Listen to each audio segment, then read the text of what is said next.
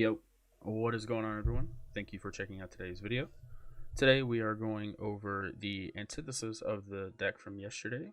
Whereas yesterday we checked out the Future Box deck, today we are going to be checking out Ancient Box. Now, Ancient Box does revolve around this Roaring Moon with Vengeance Fletching.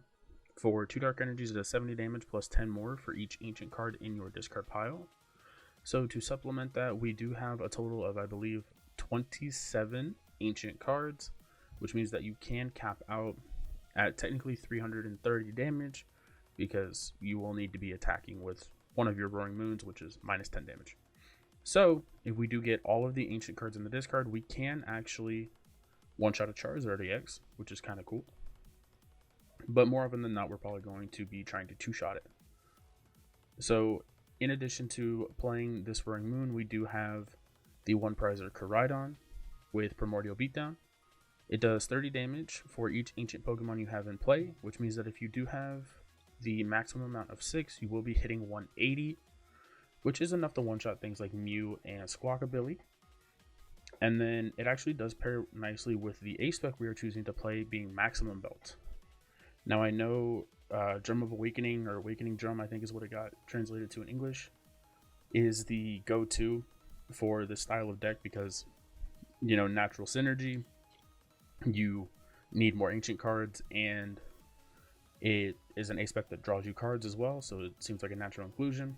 However, in the few amount of games I've played, I just didn't like the drum because I think needing to fill up your bench to get value out of the drum in the Koraidon is not the greatest strategy, because then that is less cards you can put in the discard for Moon. So I have chosen to play Maximum Belt because if the situation calls for it, you can fill up your bench with 6 and then hit 230 with the Koraidon, which is enough to one-shot Iron Hands and Chien-Pao, Roaring Moon EX. So I really like it with that, but it is also technically 5 less cards you need in the discard to hit a certain number with the Roaring Moon. So overall, I really like the Maximum Belt as the A-Spec. And then to round out the ancient Pokemon, we are choosing to play 2 Flutter Mane with the Midnight Fluttering ability, which says as long as it is in the active spot, your opponent's active Pokemon has no abilities. So this is mainly in here for Lost Box decks. It does shut off Comfey, it does shut off Cramorant. So this thing really does help us buy some time against Lost Box, which is really crucial because, you know, we're both one prizer decks usually, so being able to get the tempo advantage on them is really huge. And then the final ancient Pokemon we are choosing to play is Slitherwing. We are playing this as an answer to an Iron Hands EX putting a ton of pressure on us early. With its Burning Turbulence attack, it does do 120 damage, which is just enough to one-shot Iron Hands EX through weakness. And then we do actually do 90 to ourselves, which might seem like a downside, but I actually think it's kind of an upside because it will incentivize the Hands player to attack us with a Miraidon, which is another turn that they're not attacking with Iron Hands, which is what we want because we need as many turns as we possibly can get in order to build up that discard pile in order to one-shot them with the Roaring Moon. Last Pokemon we do play is Radiant Greninja. None of the other Radiants really made sense. I mean, you could try Radiant Charizard with some Fire Energies, since it would synergize with the Koraidon Shred, but I personally just think Radiant Greninja is the best one. We are playing a bunch of energies, and it does synergize to get energies in the discard with Sada, which we are naturally going to be playing 4 of, since it is one of only 2 ancient supporters we do have access to. So Sada really does help us streamline our attackers, which can be difficult sometimes because the Roaring Moon does take 2 Dark Energies. So we really need to find specific energies from turn to turn, and the Sada can really help streamline it.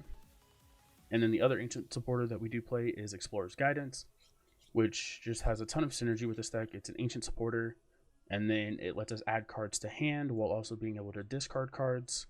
So I think the Explorer's Guidance is a perfect fit for this kind of strategy. And then we are choosing to play 4 Earthen Vessel and 4 Ancient Boosters as more ancient cards with upside. Let's see the term I like to use with these kind of cards. They are ancient cards with upside, Ancient Booster can help us get out of some key HP thresholds that we are trying to avoid. And the Earthen Vessel not only lets us discard cards from our hand, but it also thins the deck of energies, which we can then also convert into more draw with Radiant Greninja. The last kind of interesting part about my list specifically is probably these two dark patches. I've really liked playing the dark patches because I like to focus on attacking with the Roaring Moon. And like I mentioned earlier, the double dark energies can be a bit of a problem sometimes. So having the dark patches as extra security and being able to streamline the attacks has been very helpful. So yeah, guys, that is the Ancient Box deck that we're going to go ahead and play with today. I'm going to go ahead and throw the deck list up here on screen right now. And then if you guys do enjoy this content, make sure you do hit the like button, hit the subscribe button, and go ahead and leave a comment telling me what your favorite ancient Pokemon is. Alright guys, I will see you in the gameplay. Alrighty guys, so we are unfortunately going to be doing a quick voiceover here at the beginning. I did lose the audio for this part of the recording, but I do think the gameplay is good enough to do this quick little voiceover, and then I am going to speed up the gameplay video after this. This was a really good game. It didn't start off the greatest for us, but we were able to rally back and turn it into quite the competitive game, and I'm really excited for you guys to see how it ends.